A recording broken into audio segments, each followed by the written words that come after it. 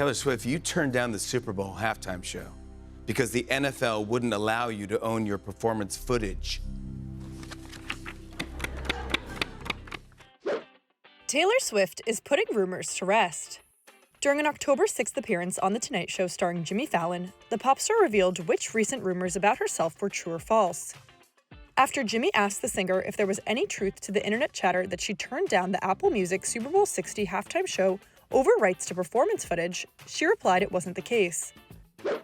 So you didn't turn down the Super Bowl because of performance footage? No. Okay. And no. Well, here's the thing. Like Jay-Z has always been very good to me. Yes. Our teams are really close. Like it's like they sometimes will call and say, "How does she feel about?" Yeah. And that's not like an official offer or an official or like a conference room conversation. It's just a like our feeling teams out. are really close. How does she feel about it in general? And we're always able to like tell him the truth, which is that like I am in love with a guy who does that sport on that actual field. Like that is violent chess. That is gladiators without swords. That is dangerous. Wow. I am the whole season, I am locked in on what that man is doing on the field. Can you imagine if like he's out there every single week, like putting his life on the line, doing this very dangerous, very high pressure, high intensity sport, and I'm like, I wonder what my choreo should be. Like, oh my gosh, honey, let me have one thing. Let me have one thing. I think we should do 2 verses of Shake It Off into Blank Space, into Cruel Summer would be great. Like, It's just like, this is nothing to do with Travis. He would love for me to do it. I'm just too locked in. Good. Like, yeah. All right. Taylor also clarified a rumor about her speech at Selena Gomez's wedding, saying she didn't joke that the Rare Beauty founder beat her to the altar. That's false? Yeah. So you never said false. that? Well, I got to see her be the most elegant, gorgeous, not only bride, but just vision that I've ever seen in my life. I've never seen anything so beautiful as her on her wedding day. I love her. And she deserves and Benny.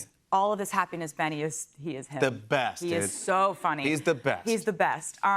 So I did make a speech, but I actually made a point not to mention anything about my engagement. Nobody wants you to be like, hey, I know this is your wedding day, but like,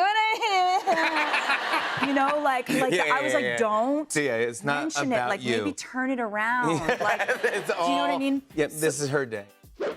However, the global pop star did share some of what she mentioned in her speech. I did do some light teasing about the way that we used to dress in 2008, the year that we met. Because we met when we were teenagers in 2008. It was quite a year. Let me tell you, it was the year of deep, deep V-necks. Was it deep? I just go into Very deep, the Gilded Age. Deep. Oh, I love the Gilded Age. me too. The Gilded Age. Get me started. Don't even. Carrie Coon's character. It was the year of aggressively colorful skinny jeans. Everyone was walking around saying things were amazeballs. Mrs. Astor hated it. Oh my God, that nailed it right there. So basically, Selena used to, like, her favorite outfit back then was like a very long tank top, skinny jeans. They know it. But like a tiny little vest.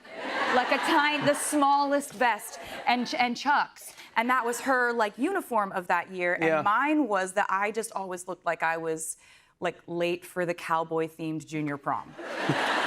And so I talked a little bit about 2008. I talked about how happy I am for her and how just beautiful it's been to get to be a part of her life. But I did not make it about me. Okay, good. Plus, Tay did confirm one truth about how Ed Sheeran found out about her and Travis's engagement. Ed Sheeran learned about your engagement on Instagram? That's so true.